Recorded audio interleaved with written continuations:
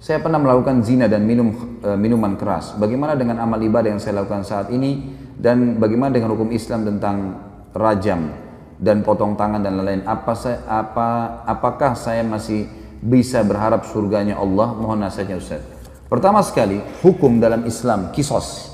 Potong tangan, dipenggal lehernya, potong tangan kalau mencuri, dipenggal kalau membunuh, dirajam kalau berzina. Ini berlaku bagi orang yang kepergok.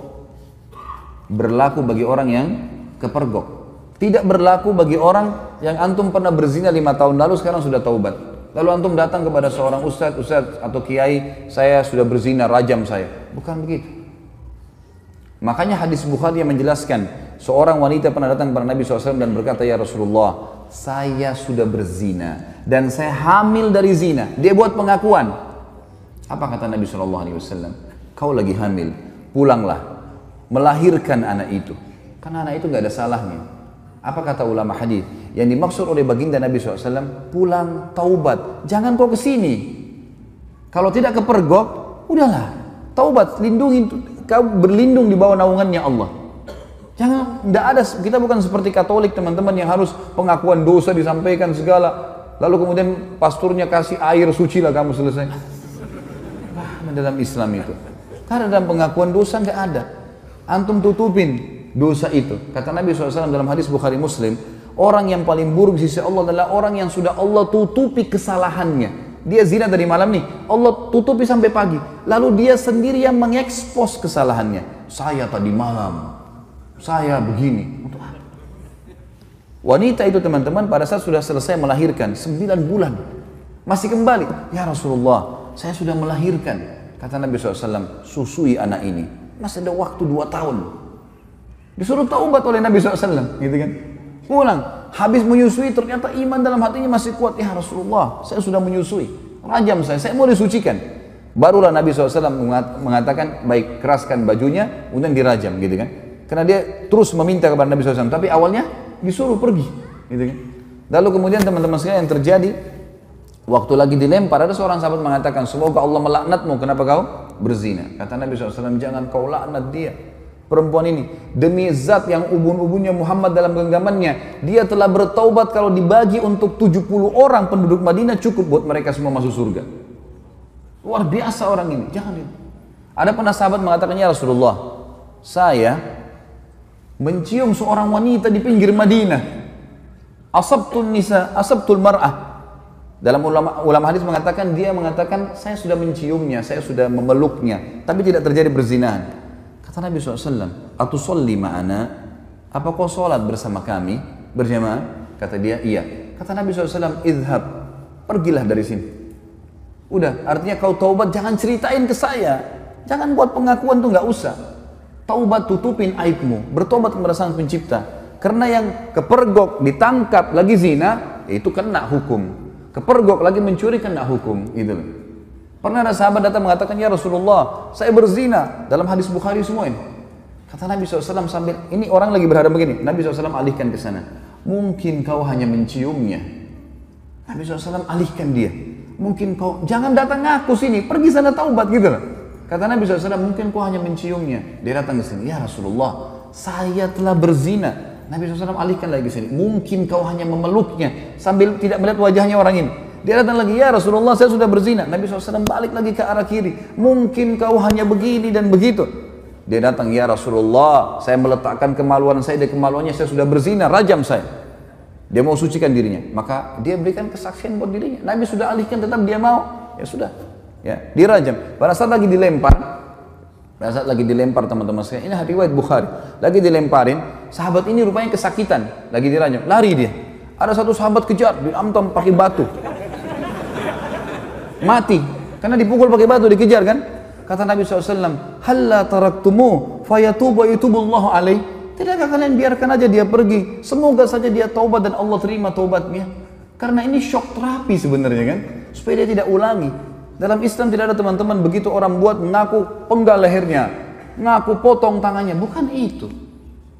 Ini memang Allah mengatakan, a'udzu minasyaitonir rajim, walakum fil qisasi hayatun ya ulil albab. Dalam kisas itu ada kemakmuran hidup bagi orang-orang yang berakal, dan ini bagi orang yang seperti saya jelaskan tadi teman-teman yang kepergok. Kalau orang sudah taubat, antum melakukan dosa sudah tobat, sudah antara antum dengan Allah, jangan ceritakan. Dan ulama masuk dalam bab masalah menikah, tidak dibenarkan seorang laki-laki bertanya pada istrinya atau istri bertanya pada suaminya, sebelum nikah kau pernah berzina nggak? Ini nggak boleh ditanyain dan tidak boleh dijawab. Yang ditanya nggak boleh jawab.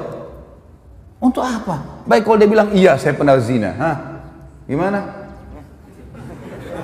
Untuk apa nanya?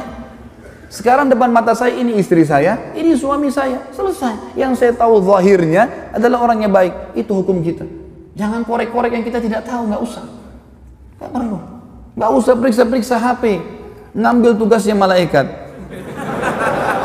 Lah iya, Allah titip malaikat kiri kanan nggak? Yakin nggak dengan itu? Apa fungsinya? Kiraman katibin kata Allah.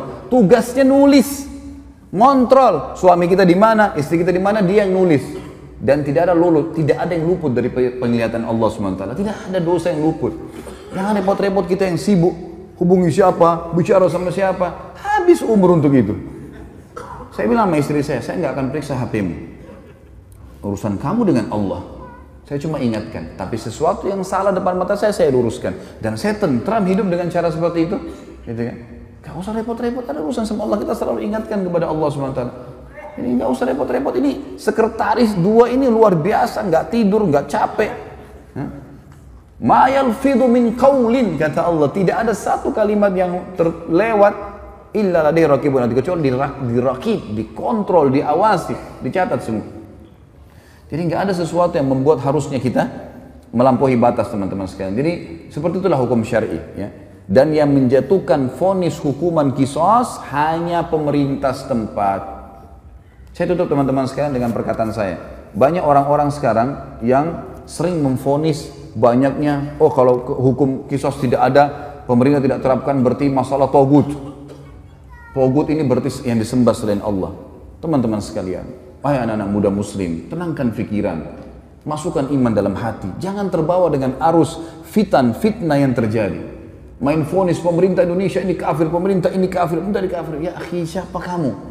Duduklah, ibadahlah kepada Allah, azan ke masjid, baca Quran, perbanyak ibadah, jaga mulut. Kata Nabi SAW, man kana yu'minu billahi wal akhir falyakul khairan aw liyasmut. Siapa yang mengaku beriman pada Allah dan akhir, dia cuma ucapkan yang baik, yang dia tahu dan dia tahu bermanfaat buat dia di akhirat, atau dia diam. Jangan ikut campur, nggak usah. Sekarang antum memvonis si fulan tidak benar, si fulan tidak benar. Dari mana ilmu antum tidak benar? Indonesia ini bukan negara Islam. Tapi teman-teman sekalian, berapa presiden kita? 5 atau 6 sebelumnya yang sampai sekarang Muslim atau bukan? Muslim.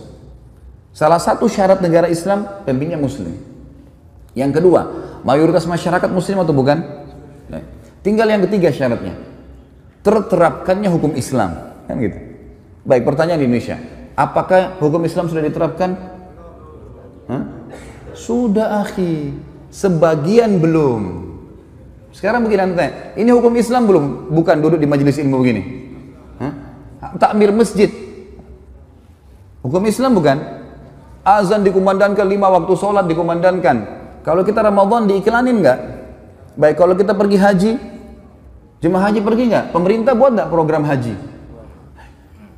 Puasa Ramadan, zakat, ada badan zakat nasional, kita bebas. Antum sekarang buat yayasan, kumpulin zakat, sedekahkan, buka rumah anak yatim, buka pesantren. Kita punya pengajian agama, antum nikah dengan cara Islam bukan? Baik, antum cerai Islam. Ada majelis ulama enggak di Indonesia? Teman-teman sekalian, yang belum diterapkan di Indonesia apa? Pencuri potong tangan, ya? Orang berzina dirajam. Ini bagian daripada syariat, bagian, bukan totalitas syariat di situ. Harus kita tenangkan pikiran dan hati kita, teman-teman. Jangan terbawa cuma emosional dan ilmunya kurang, akhirnya kemana-mana nih, gitu kan? Ban mobil kita kalau bannya lagi kempes, tambah angin saja, jalan. Kita enggak, kempes, buang semua mobilnya. Lah iya, langsung main vonis. Teman-teman, manusia semua bisa berbuat salah, punya kekurangan, gitu kan? Tetapi kita mendoakan. Yang saya lihat adalah kita di Saudi misal contoh ya, saya karena pernah tinggal di sana, saya melihat di setiap mimbar hari Jumat, semua khatibnya pasti mendoakan agar pemimpin mereka dapat hidayah. Bayangkan kalau kita punya, saya dapat data teman-teman di Jakarta Selatan saja, kita punya 2.200 masjid dan musola. 2.200 masjid dan musola. Ini mungkin sejumlah dengan masjid di negara-negara muslim yang lain yang kecil. Ini baru Jakarta Selatan, kita punya 5 wilayah Jakarta. Ada pusat, ada barat, ada utara, ada timur, ada selatan. Ini kalau 2.000 aja setiap wilayah kita punya 10.000 masjid. Bagaimana kalau seluruh Indonesia? Bagaimana kalau semua orang ini, ya, kalau 10.000 masjid teman-teman berarti ada 10.000 khatib. Ya. Kalau kita punya misal seluruh Indonesia anggaplah 5.000, 10.000, 100.000 masjid. Semuanya mendoakan, ya Allah berikan hidayah pemimpin kami. Ya Allah berikan mereka menerapkan Al-Quran dan Sunnah. Ya Allah. Terus kita doakan kebaikan. Masa dari sekian ratus ribu orang mukmin berdoa tidak diterima sama Allah? Daripada kita main vonis, kita main salahkan, comot sana, ganti sini, vonis ini. Kehidupan apa ini gitu? Coba kembali kepada ilmu yang benar teman-teman. Sekali lagi saya mengajak anak muda muslim untuk tenangkan pikiran, jangan terbawa arus, tenangkan hati teman-teman, nuntut ilmu, perbanyak ibadah buat antum sendiri. Mati kalau datang kita nggak bisa lepas, nggak harus antum tua dulu baru meninggal dunia. Maka sibukkan pada hal-hal yang bermanfaat. Allahu alam. Ini tentu saja saya tutup teman-teman sekalian dengan kalimat saya bukan menggurui, saya tidak pernah menyebutkan nama orang, alhamdulillah di majelis saya tidak mau memvonis siapapun salah, tapi kita kembali kepada wahyu Allah subhanahu wa ta'ala sesuai dengan pemahaman para sahabat. Ini adalah hal yang paling tepat. Coba antum kembalikan kepada ini, maka hati kita akan tenang. Oh ternyata Ibnu Abbas, oh ternyata si fulan, oh ternyata si fulan. Ini yang insya Allah akan sudah cukup buat kita. Allahu a'lam. Mohon dimaafkan kalau ada salah tentunya. Dan juga kalau ada benar pasti dari Allah. Kita berdoa kepada Allah Sang Pencipta agar seluruh amal yang pernah kita kerjakan diterima olehnya dengan kemahamurahannya, dan semoga saja semua dosa yang pernah kita kerjakan dimaafkan dan diganti pahala. Juga sisa umur kita semoga diberkahi di harta, di keluarga, di umur, dan juga pekerjaan, serta puncaknya kita diberikan oleh Allah Sang Pencipta masuk surga tanpa hisab. Dan tentu kita berharap ya Allah surga Firdausmu yang maha luas dan juga yang maha sempurna. Ya Allah, kami mohon kepadamu agar Engkau menolong saudara-saudara kami di Palestina, di Syria, di Yaman, di Irak, di Myanmar, dimanapun mereka berada yang sedang tertindas. Ikhlaskan niat mereka, terima para syuhada mereka, muliakan Islam di tangan mereka dan tangan kami semua, serta partisipasikan kami bersama mereka di pahala baik dengan doa, dengan harta, juga dengan jiwa kami. Dan semoga dengan kemahamurahan-Mu ya Allah, yang kami yakin Engkau sedang melihat kami sekarang, dan juga malaikat-Mu sedang menghadiri majlis ilmu ini, agar Engkau menyatukan kami semua di surga Firdaus-Mu tanpa hisab, di mana Engkau satukan kami di majlis ilmu yang mulia ini. Tentu selanjutnya teman-teman sekalian kita berharap agar Allah Subhanahu wa taala sekali lagi mengikhlaskan niat kita, menjadikan majelis ilmu ini sebagai ilmu yang bermanfaat. Dan saya memohon ampun bila ada sesuatu yang salah kepada Allah Sang Pencipta, dan juga untuk saudara kita semua yang hadir di sini, dan kedua orang tua kita dan seluruh muslimin dan muslimat, agar semuanya dimaafkan kesalahan-kesalahannya. Subhanakallahumma wa bihamdika asyhadu an la ilaha illallah astaghfirullah wa atubu ilaik. Wassalamualaikum warahmatullahi